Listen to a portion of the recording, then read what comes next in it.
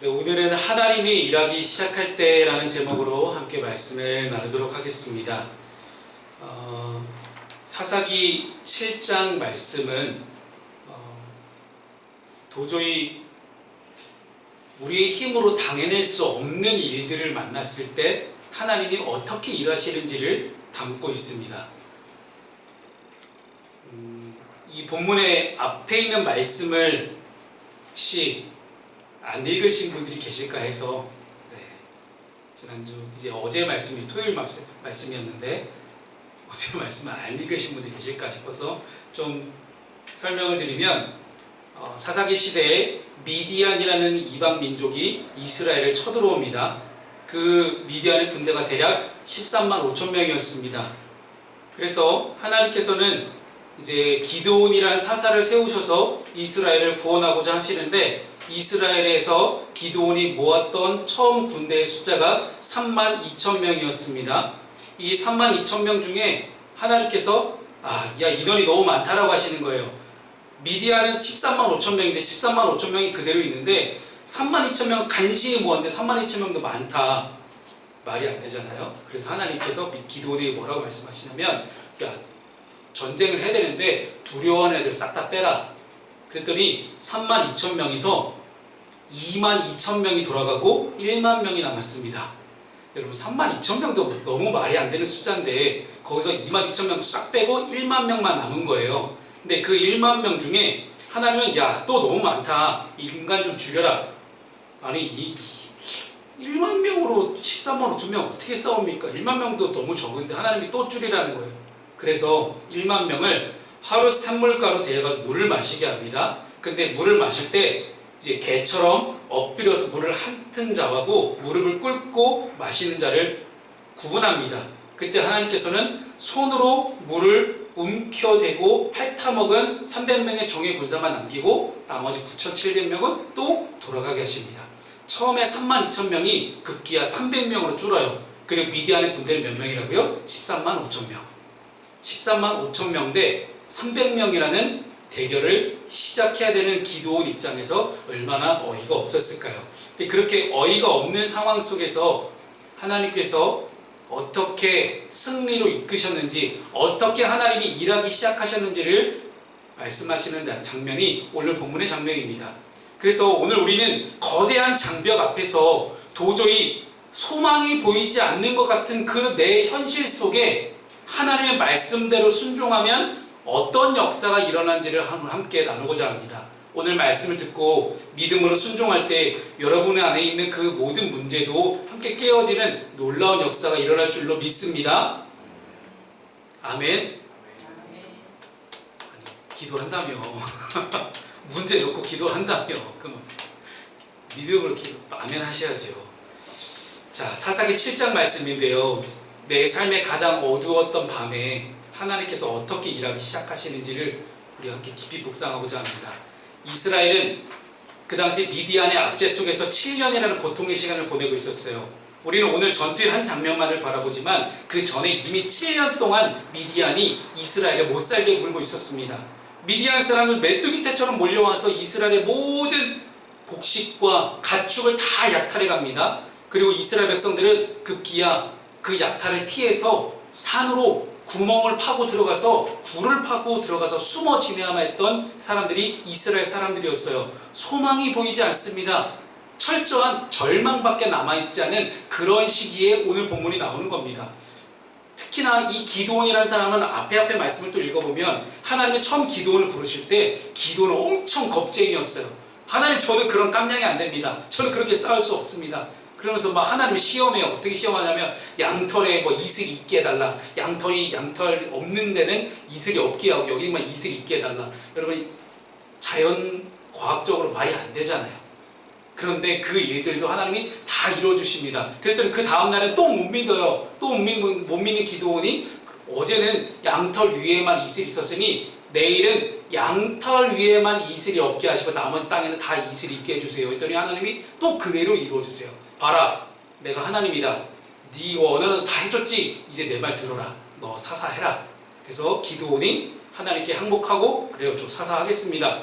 사사하겠다고 해서 와서 열심히 미디안과 싸우려고 32,000명 잔뜩 모아놨더니 그것도 22,000명 도망가게 하고 10,000명 남겼더니 거기서 또 9,700명 도망가게 해서 300명밖에 안 남은 그런 말도 안 되는 상황이 오늘의 상황이에요. 기도원만 그럴까요? 저와 여러분의 삶이 이렇지 않습니까? 하나 건너면 또 하나가 있어요. 문제가. 이거 해결하면 다 될 것 같았거든요. 근데 지나고 났더니 또 문제가 있어요. 그렇잖아요. 저는 자식을 하나밖에 안 낳은 그런 애국자가 아니지만 공교롭게도 저희 교회는 보면 이제 자식을 셋씩이나 낳으신, 넷씩 낳으신 분들도 굉장히 많습니다. 자식 하나 처리하면 또 다른 놈들이 또 말썽이고, 하나씩이면 또 하나 또 말썽이고.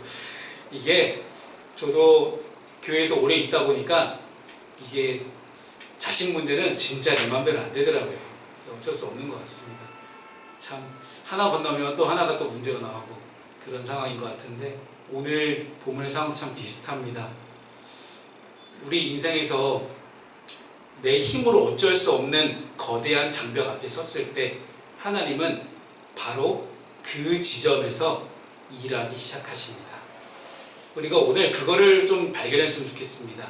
하나님께서 어떤 방식으로 일하시는지, 과연 내가 어떻게 해야 하나님 내 삶 속에서 일하시는지, 나는 무엇을 해야 될까, 내가 할 수 있는 것은 과연 무엇일까를 함께 고민해 볼 수 있는 오늘 본문의 시간이 되기를 소망합니다.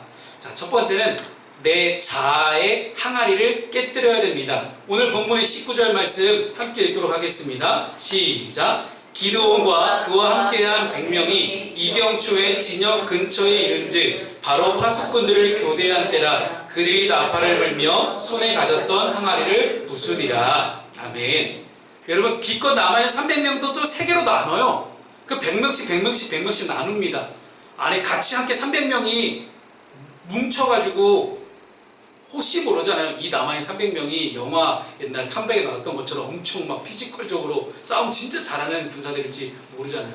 근데 걔네도 뭉쳐 있었어요. 페르시아 군대를 맞서 싸우기 위해서 뭉쳐 있었는데, 심지어 하나님의 기드온의 이 300명 군사들을 또 나눠요. 100명씩 3대로 나눕니다. 그리고 미디안의 진영이 있으면 미디안 진영을 각각 3방향에 위치하게 하십니다. 근데 그 상황 속에서 하나님이 이 기드온과 모든 병사들한테 하신 첫 번째 명령은 항아리를 부수는 것이었습니다. 여기서 우리가 주목해야 할 단어가 항아리로 번역된 히브리어로 카드라는 단어예요. 이 단어는 성경에서 물이나 기름을 담아두는 일반적인 항아리를 말합니다. 그래서 나중에 우리가 신약 성경에 예수님이 물로 포도주 만드시는 그 항아리 같은 거 있죠. 그게 다 이런 항아리예요. 다 똑같은 단어를 쓰고 있는데, 예전에 구약 성경으로 건너와도 이런 비유가, 이런 이야기가 있죠. 엘리야와 사르밧 과부의 이야기. 사르밧 과부가 자기 집에 남아있는 유일한 곡식과 기름을 사용해서 엘리야 선지자를 떡을 만들어서 드렸더니 그 집에 기름이 한 방울도 떨어지지 않았더라. 계속 기름이 넘치도록 나왔더라 하는 그 이야기 나오는 항아리도 이 똑같은 항아리입니다. 당시 이스라엘 사회에서 일상적으로 물을 길어오거나 곡물을 보관하던 지극히 평범하고 부서지기 쉬운 진흙으로 만든 항아리 그릇이 바로 이 카드입니다. 마치 저와 여러분의 평범한 인생과도 같습니다. 그래서 구약 성경에서 이 카드라는 항아리는 종종 인간의 연약함과 유한함을 상징하는 은유법으로 사용되는 단어가 이 카드라는 단어였습니다. 하나님 앞에서 아무런 공로도 아무런 힘도 없는 우리 별 볼 일 없는 우리 인간의 육신과 자아를 상징하는 단어가 바로 이 카드입니다. 아마 우리의 인생이 다 이 카드와 같을 거라 생각합니다. 교회사적으로 이 장면을 가장 깊이 통찰하셨던 분 중에 한 분은 4세기의 위대한 성인이었던 어거스틴이라는 분이 있습니다. 어거스틴이라는 분이 고백록이라는 책을 쓰셨는데, 하나님에 대한 진짜 그 당시 초대 교회 사에서 가장 신학적으로 잘 집단성하신 분이 이 어거스틴이라는 분이세요. 근데 이 어거스틴의 고백록을 읽어보면 이런 내용이 나옵니다. 이 기드온의 항아리를 육신 속에 갇혀있는 하나님의 은총으로 해석했어요. 즉 어거스틴은 인간의 자아가, 우리 내면의 자아가 너무나 단단해서 하나님의 빛을 밖으로 흘려보내지 못한다고 봤습니다. 그래서 이 고백록이라는 책을 읽어보면 자신의 교만과 내 지적인 허영심을 하나님의 빛을 가두는 두꺼운 항아리였구나 라고 비로소 깨달았다는 거예요. 그러면서 하나님께서 다양한 고난, 시련, 다양한 미움, 다툼, 시기, 질투, 다양한 고난으로 나를 힘들게 하실 때, 아니면 나를 은혜로 나를 두들기실 때, 그 항아리가 깨짐으로 인해서 비로소 내 안에 있는 내면에 하나님의 은총의 빛이 터져 나올 것이다 라고 그렇게 설명하고 있는 거예요. 오늘 본문에서 300명의 군사들이 동시에 항아리를 부쉈다라는 것은 하나님의 나라의 역사는 인간의 수단 혹은 인간의 내면의 자아가 완전히 무너지는 그 지점에서 비로소 빛으로 나타난다는 그런 신학적 선언이자 행동이 오늘 항아리를 부수는 행동이었습니다. 이러한 신학적 맥락에서 볼 때 오늘날 현대 그리스도인들이 겪고 있는 영적인 무력함의 원인은 항아리가 너무 견고하고 단단하기 때문이에요. 우리는 늘 나만의 항아리를 더 예쁘게 장식하고 더 단단하게 굽는 데만 열중합니다. 학벌, 재력, 명예, 사회적 지위라는 나만의 항아리를 더 두껍게 만들어서 그 안에 하나님의 영광을 가두어버리는 그런 오류를 우리는 날마다 살아가면서 경험하고 있다는 것입니다. 그러나 하나님이 일하기 시작하실 때는 우리가 애써 만든 그 항아리를 여지없이 깨뜨리실 때입니다. 그래야만 그 안에 숨겨진 예수 그리스도의 보배로운 은총의 빛이 드러나기 때문입니다. 여러분, 거룩하게 되어져 간다라는 이 신학적으로는 성화라는 단계가 있죠. 처음에 우리는 하나님께 의롭다 하심을 받는 칭의의 단계에서 우리가 하나님 나라 가기 전까지 성화의 단계를 계속해서 거치게 되는데, 이 성화는 바로 이 깨어짐의 은혜를 통과한 자들에게만 주어지는 선물입니다. 내 안에 내가 죽고 예수 그리스도께서 사시는 것, 그것이 바로 내 자아의 항아리가 파편이 돼서 흩어질 때만 가능한 역사라는 것입니다. 여러분 인생 가운데 하나님이 놀랍게 역사하시길 바라시나요? 기적 같은 일이 일어나길 바라세요? 그렇다면 여러분의 카드, 여러분의 내면의 자아, 항아리를 깨트리시길 바랍니다. 그것이 바로 우리가 교회 다니고 예수 믿는 목적이라는 것입니다. 나만의 고집, 내 자아가 깨어지지 않는 이상 예수 믿는 것은 불가능합니다. 왜요? 내 자아가 살아있고 예수께서 들어오실 자리가 없기 때문입니다. 내 인생의 주인이 예수로 바뀌어지는 그 순간은 내 안에 있는 내 자아를 완전히 비워낼 때만 가능하다는 것입니다. 유명한 장기려 박사님을 한번 소개하겠습니다. 아마 어르신들은 다 아실 거예요. 어른들은 워낙 유명하신 분이었기 때문에 부산에서 당대 최고의 외과 의사로서 활동하셨던 분이 이 장기려 박사님이십니다. 이분은 누가 봐도 대단했습니다. 인품도 좋았고요, 의술도 좋았고요, 아무튼 모든 게 완벽한 분이셨습니다. 그런데 그는 평생을 가난한 환자들을 위해서 자신을 깨뜨려 오셨습니다. 한 일화가 있죠. 유명한 일화인데, 한 번은 이 장기라 박사님의 병원에 한 환자가 수술을 받았는데 수술비가 없어서 퇴원을 못하고 있는 거예요. 어느 날 밤중에 환자들이 다 자고 있을 때 이 장기라 박사님이 몰래 이 환자를 찾아옵니다. 이봐시오. 아니, 잘 자고 있다가 누가 깨우니까 이렇게 일어났겠죠? 봤더니 자기 수술했던 원장님이에요. 아니, 무슨 일이세요, 원장님? 내가 몰래 문을 열어줄 테니 뒷문으로 도망가시오. 아니, 당신 지금 돈 없어서 퇴원도 못하고 있는 거 내가 다 알고 있어. 내가 돈 안 받을 테니 그냥 뒷문으로 몰래 도망가겠잖아. 이게 한 명뿐이었을까요? 장기려 박사님은 정말 수많은 환자들에게 돈 안 받고 뒷문으로 도망치게 한 걸로 유명하십니다.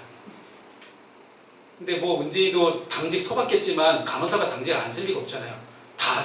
다 알고 있어요. 간호사도 다 알고 있어요. 근데 다들 공공연한 비밀이었습니다. 원장님 계속 돈 안 받고 환자들 도망치게 한다는 걸 다 알고 있으면서 그것 때문에 이 병원을 일하겠다고 찾아오는 수많은 우리 외과의들 그리고 간호사들이 있었다는 것입니다. 우리 장기라 박사님은 원장이라는 권위의 항아리 아니면 돈이라는 재물이라는 그런 소유의 항아리를 날마다 스스로 깨뜨리신 분이었습니다. 그가 자신을 깨뜨릴 때마다 그 틈 사이로 예수 그리스도의 긍휼하심이라는 횃불이 뿜어져 나왔습니다. 세간 사람들은 다 그를 향해서 바보이사 장기라라고 불렀습니다. 그러나 그 바보 같은 깨어짐을 통해 한국 의료계와 우리 기독교 교회에 정말로 지금도 남아 계시는 그런 훌륭한 분으로 우리에게 자리 잡고 있습니다. 사랑하는 여러분, 지금 여러분의 손에 들린 항아리는 무엇입니까?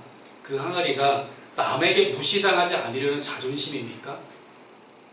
아니면 내 자녀만큼은 남부럽지 않게 키워야겠다는 어떤 내 자식을 향한 욕망입니까? 하나님은 오늘 밤에 이 적진의 한복판에서 그 항아리를 땅에 내던지라고 명령하십니다. 여러분의 항아리를 그 깨뜨리는 그 순간 그 소리는 세상 사람들에게는 실패의 소리처럼 들릴지 모르나 하늘 군대에게는 승리의 신호탄이 될 것입니다. 깨어진 항아리 조각 사이로 비쳐나오는 그 빛이 여러분의 가정에 있는, 여러분의 인생에 있는, 여러분의 삶 가운데 있는 그 어둠을 몰아내고 여러분의 있는 그 모든 가정과 삶의 일터 가운데 가득 차 있는 그 불의를 심판할 것입니다. 여러분, 내가 죽어야 예수가 삽니다. 내가 깨어져야 빛이 납니다. 이 거룩한 깨뜨리는 은혜가 여러분의 10년 가운데 임하기를 주님의 이름으로 축복합니다. 삶의 적용 질문을 드립니다. 나는 나의 자아를 깨뜨리고 주님의 빛을 드러내고 있습니까?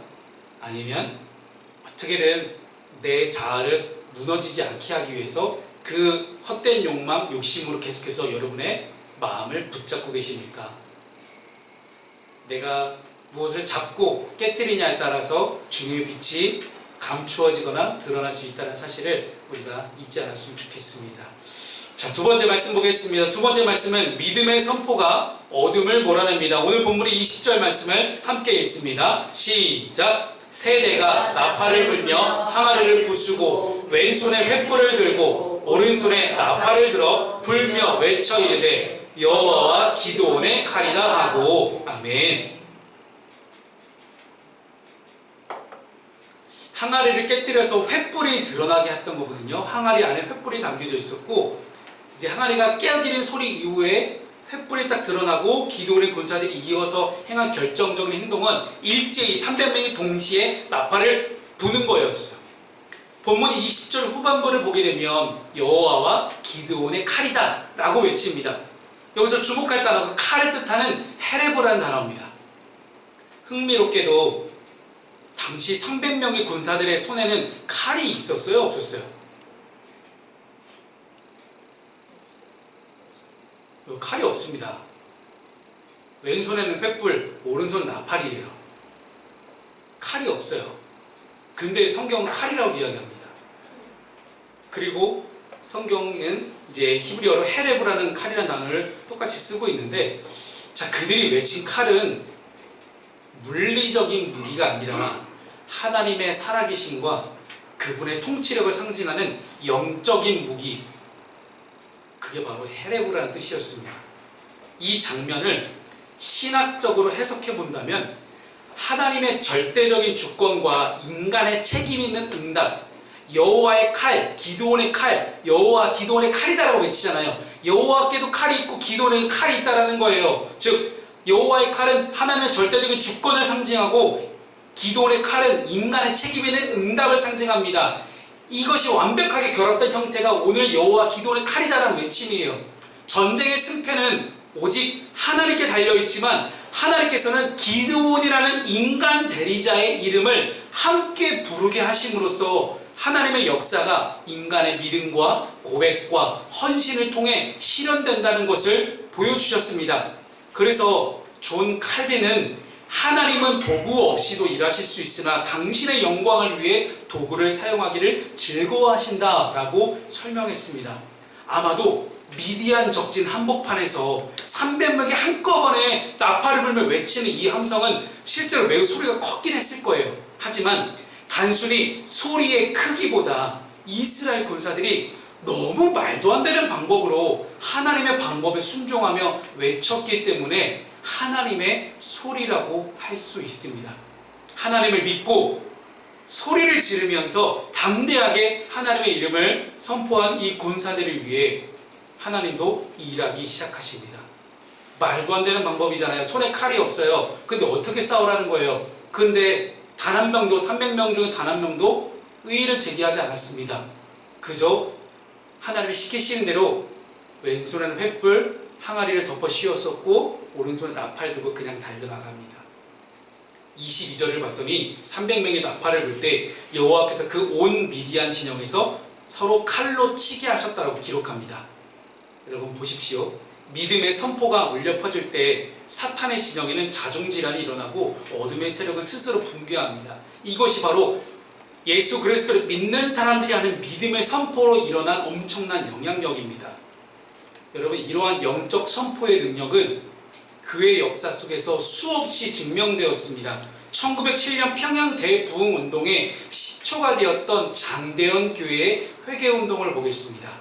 당시에 길선주 장로가 자신의 죄를 대중 앞에서 공개적으로 고백하며 나는 아담과 같은 자입니다. 나는 남의 것을 빼앗았습니다 라고 고백했을 때 그 외침은 단순한 고백을 넘어서서 평양 시내를 뒤흔드는 엄청난 영적인 나팔 소리가 되었습니다. 그 선포를 기점으로 수많은 사람들이 자신의 죄를 고백하기 시작합니다. 그리고 하나님 앞으로 돌아오기 시작합니다. 그리고 이 평양 대부흥운동은 지금까지도 한국 기독교 역사상 최고의 부흥운동으로 남아있습니다. 이렇게 거대한 영적 승률이 이어질 수 있었던 까닭은 무엇이었을까요? 여전히 이 평양은 일제의 압제가 늘 계속해서 옥죄어오고 있었던 그런 때입니다. 우리의 주변 상황 환경은 여전히 어두웠습니다. 그러나 그 평양에서 성도들이 입술을 열어서 나는 죄인입니다. 내가 죄를 지었습니다. 여러분 하나님께 이 시간 전에 용서를 구합니다. 여러분도 저를 용서해 주시기를 바랍니다. 하는 입술을 열어서 하는 그 솔직한 고백 위에 자신들의 회개를 선포했을 때 미디안 군대와 같은 정죄하는 어둠의 세력들이 물러가기 시작합니다. 사랑하는 여러분, 오늘 여러분의 입술에서는 어떤 소리가 흘러나오고 있습니까? 상황의 어려움을 탓하는 불평, 불만의 소리입니까? 아니면 하나님이 내 삶 속에서 반드시 일하실 것이다. 하나님이 나를 통해 반드시 승리하실 것이다 라는 분명한 승리를 확신하는 믿음의 선포입니까? 기드온의 300용사처럼 여호와의 칼이다 라고 선포하시길 바랍니다. 비록 내 손에 쥔 것은 초라한 나팔뿐일지라도 아무것도 가진 거는 빈소리일지도 몰라요. 하지만 만군의 여호와께서 친히 칼을 휘두르실 것을 믿고 외칠 수 있기를 바랍니다. 그래서 한 주간 여러분 가정과 또한 일터에서 살아가실 때 여러분의 입술에서 믿음의 고백이 터져나올 때 하나님께서는 여러분을 대신해서 싸우기 시작하실 것입니다. 보이지 않는 영적 전쟁에서 승리할 수 있는 비결은 바로 우리의 입술을 통해 하나님의 통치를 선포하는 데 있음을 잊지 않기를 바랍니다. 그래서 두 번째 섬의 적용 질문을 드립니다. 나는 매일매일 말씀을 통해 나팔을 불어서 어둠의 세력을 대적하고 있습니까? 여러분 매일매일 살아가는데 마음이 무너지는 경험을 할 때가 많으시죠? 낙담이 되고 어찌할 바를 모르고 매일매일 나 어떻게 해야 되지? 정말 고민일 때도 많고 마음이 무너져서 어찌할 바를 모르는 그런 삶의 순간들이 분명 우리에게 찾아옵니다. 그럴 때 나팔을 부십시오. 우리에게 주어진 나팔은 무엇입니까? 기도는 300용사들이 왼손에 횃불, 오른손에 나팔을 가졌던 것처럼 왼손에 성경, 오른손에 기도를 가지고 날마다 어둠의 세력을 대적하며 나아가는 여러분 되셨으면 좋겠습니다. 마지막 세 번째 말씀 함께 나누겠습니다. 온전한 승리를 완성해야 됩니다. 본문의 23절 말씀을 함께 읽겠습니다. 23절 시작. 이스라엘 사람들은 납달리와 아셀과 온 므낫세에서부터 부름을 받고 미디안을 추격하였더라. 아멘. 기드온과 이 300명의 군사들의 사역은 미디안 진영을 혼란에 빠뜨리고 자기들끼리 죽이는 데 끝나지 않습니다. 오히려 23절부터 25절까지의 말씀은 승리 이후의 치열한 추격전을 묘사합니다. 기드온이 납달리 지파와 아셀 지파와 므낫세 지파를 호출합니다.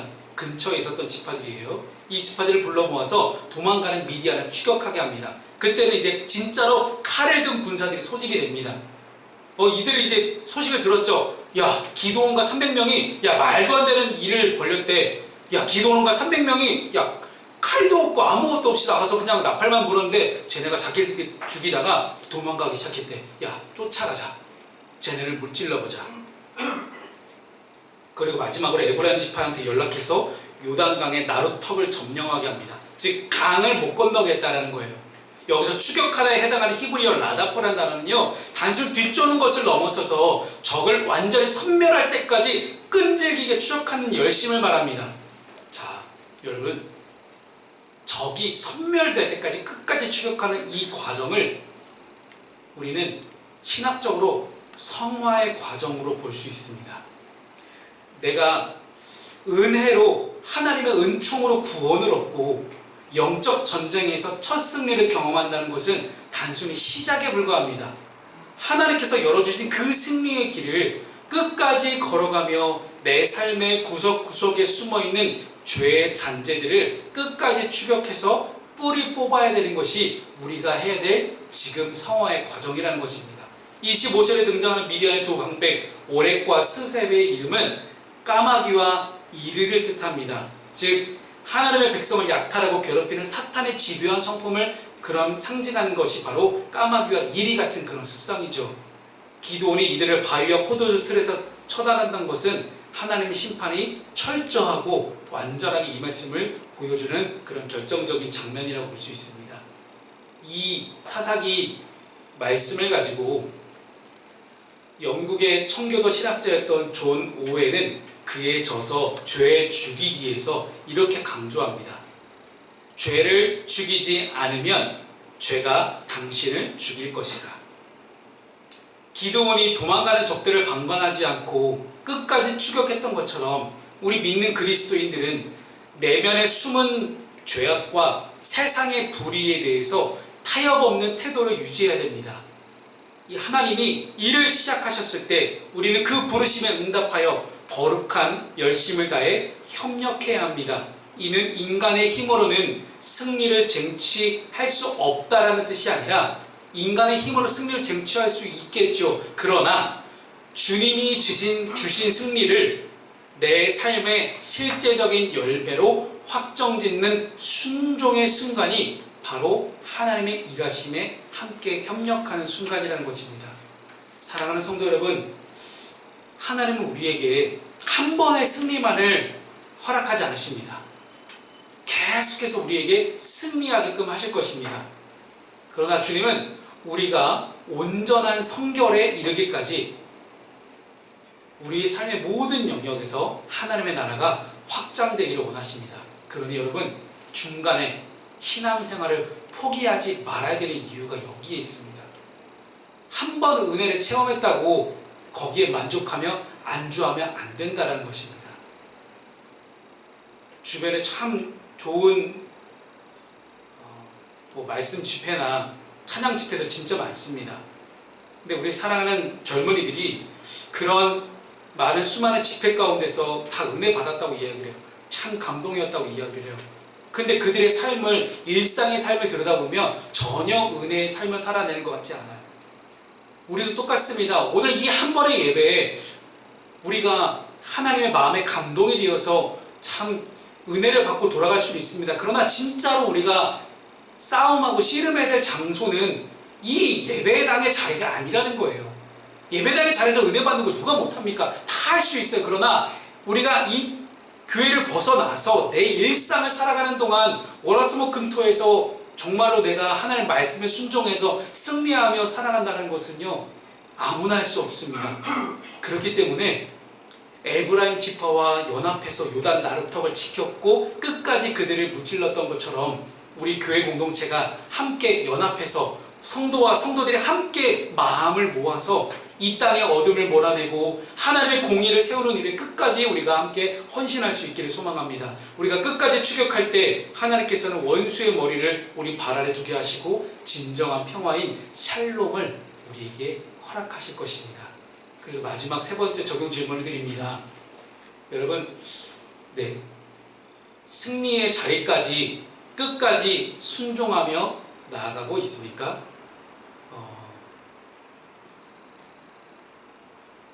성화의 과정, 우리가 거룩하게 되어지는 과정, 믿음으로 나가는 과정은 절대 쉽지 않습니다. 그리고 너무 길고 지루할 수 있어요.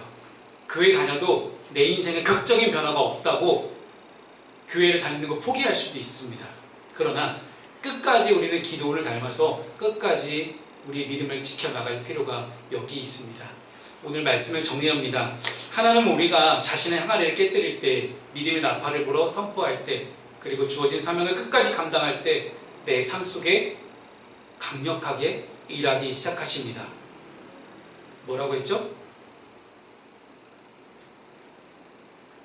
다시 한번 말씀드릴게요. 내 안에 있는 항아리를 깨뜨릴 때, 내가 믿음의 나팔을 불어 선포할 때, 그리고 주어진 사명을 끝까지 감당할 때 하나님 내 삶 속에 일하기 시작하십니다.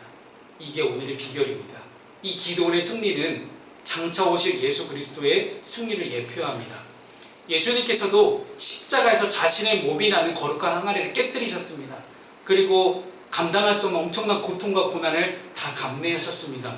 그리고 그분께서, 예수님께서 깨어지셨을 때 세상을 구원하는 놀라운 영원한 생명의 빛이 우리에게 흘러나왔습니다. 주님은 죽음을 이기시고 부활하심으로 진정한 승리의 나팔을 우리에게 불어주셨습니다. 이제 우리는 뭘 해야 되겠습니까? 그 예수 그리스도의 승리에 동참하는 사람이 되는 것입니다. 여러분, 낙심하지 마십시오. 하나님께서 이미 예수님을 통해 2000년 전에 승리를 선포하셨습니다. 그리고 우리의 삶 가운데 똑같이 일하고 싶어 하십니다. 그럼 우리가 뭘 해야 됩니까? 내 삶에 들어와 일하고 싶어 하시는 하나님께 우리는 내 인생의 주인의 자리를 내어드리는 것입니다. 물질로 고민하는 분들 계십니까? 물질을 하나님께 드리십시오.